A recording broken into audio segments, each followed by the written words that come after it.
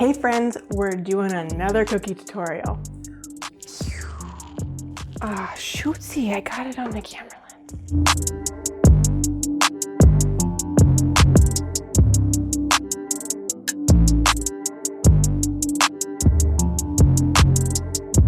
Here in the South, we have an abundance of citrus. Now, I love to work with blood oranges, primarily because they just give things this beautiful kind of pinky orangey color. Super fun. Blood oranges are a little more intense than, say, regular navel oranges. They can tend to be slightly more bitter. And the next time you cut one open, give it a good sniff. And maybe you'll notice a slightly irony smell, hence lending more to the whole blood orange vibe. But don't worry, we're gonna actually candy these slices, very thinly sliced blood oranges with the rind on, because it gives it a nice chew at the end, but we're gonna smother them in sugar syrup. And it's gonna make them sweet, take off that bitter edge, and then we're going to gently lay them atop some beautifully vanilla scented shortbread. It's gonna be amazing. So let's get to it. Let's get these oranges prepped. First thing you wanna do, of course, is give your oranges a good wash, because we're gonna be using the whole fruit. You're gonna need a sharp knife for this next step because we're doing thin slices. It takes about 2 oranges. You wanna get anywhere from 14 to 16 good slices. Mine are about a 1/16 of an inch thick. You definitely don't want these to be so thick that they're not going to give you a really nice texture to eat or be too difficult to bite through, but you don't want them to be so thin that the pulp in the center tears. So it's kind of a fine line. So just try to really find, do a couple test slices and figure out how it looks and how it works for you. Get those sliced up. Once you have your fruit sliced, do be sure to save those little ends and scraps, because we are going to be cutting off the rind and chopping it up to use as zest in the cookie dough later on. So nothing goes to waste here, people. Time to get our sugar syrup going. This is gonna be 2 parts sugar to 1 part water. So just basically 2 cups of sugar, 1 cup of water with plenty to candy 2 oranges. I'm using a rather large pan. If the slices are sitting on top of one another, you're gonna have to come and stir it more often so that they get some separation and they're able to candy evenly. We wanna bring this up on low heat so that the sugar can dissolve and saturate, but we're not caramelizing the sugar. So I have it set kind of between low and medium, and it takes a little while. It might take like 15 minutes for this to come up to a simmer, but just give it time. Once it gets to that simmer, get your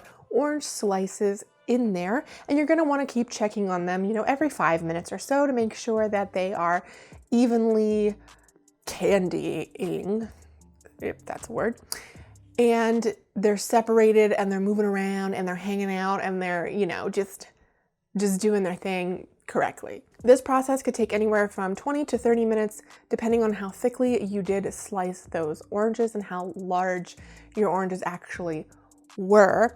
You want to make sure that the rinds are completely translucent. You don't want any kind of thick, opaque pieces left. Make sure they are evenly ready to go. And then you can just pull them out, lay them out in an even layer on a cookie sheet or on a piece of parchment paper, whatever you got, and let them cool completely. We want them to cool and let the sugar syrup kind of evaporate and soak into it a little bit before we try to put them on our cookies and work with them. Now, if you want to save your orange syrup, it would be divine. You could use it for mixed drinks, you can use it to soak cakes, or you could even just, candy more fruit, whatever floats your boat. Now, I mentioned before about using those peels that are left over, so give those a nice little slice, chop, dice dealio. You actually want them to be pretty thin because we don't want large chewy pieces of orange rind in our cookies. So take your time and chop it up really well. Mince it very, very finely. Very, very fine. Now we're using vegan butter sticks For this, please don't use the tub butter. It will melt and not work, and it has air in it, and just, yeah. We're gonna get that into the freezer while we prepare all of our other ingredients. Now, to prepare our cookie dough, you wanna get your dry ingredients into a bowl. You can go ahead and mix it with a fork, totally fine, no fancy equipment necessary. Once those dry ingredients are nicely mixed, go ahead and add in your cold butter. I mean, it's cold. So if it's too hard to break up with a fork, just go ahead and use your fingertips.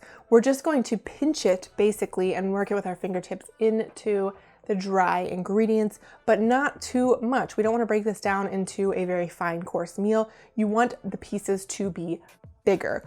It almost looks like you just broke up the butter a little bit, coated it in dry ingredients, and just leave it like that. And that's totally fine, because what's going to happen is the less that we break this down, the more layers we're going to get in our shortbread. So you want a nice marbling within your dough, you know. But go for this right here, and then we can add in our remaining ingredients. So the milk, the vanilla, and our orange zest, or chopped peel, whatever you want to call it. Get that in, and I'm basically just picking up the dough and squeezing it together.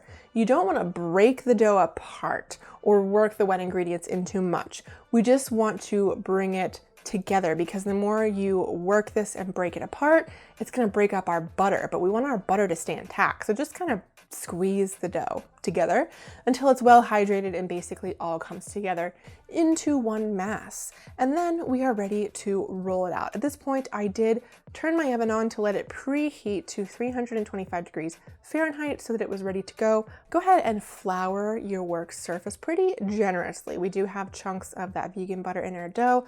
Don't want them to stick to anything. Flour the top of the dough and then give it a good roll out. We're looking for about 1/4 inch of thickness. We want these cookies to be decently thick. We want them to at least be thicker than our orange slices. So what I did is I just laid my orange slices on top of the dough and cut around them with a sharp paring knife, mainly because I wanted the oranges to be the showcase of the cookie, and it's kind of a surprise that there's cookie dough underneath. But this dough does not spread. It puffs up, but it does not puff out. So I wanted to do it this way because I don't have any cutters and all of our slices are going to be different sizes. So just this worked out nicely. Worked my way through the dough and then got them all onto my cookie sheet. You don't need to give them very much room around the cookies. Like I said, they don't spread very much, but once you have that part done, you can get them on the cookie sheet into the oven. I baked mine for exactly 15 minutes. That seemed to be the magic number where the shortbread baked the whole way, but it was still extremely tender. I'm super happy with how these turned out, and it really toned down that super strong acidic bitterness of the blood orange. This is kind of an interesting way to use the fruit and a great way to use the whole fruit, which I am a huge advocate for no food waste. So I hope you guys try this one out. If you do, let me know what you think down in the comments, or head on over to Instagram. You can find me at sweetlifeof_Amy. Post a picture of your cookies, tag me, and I'll probably share it in my stories. Just saying. And now for my favorite part. I'm gonna take a bite of one of these cookies. Which, by the way, these cookies, if you let them sit overnight in an airtight container, obviously once they cool, the orange slice softens up slightly more and soaks a little bit more into the cookie and just gives you a better flavor profile and a better overall texture. So it's a little pointer. Okay.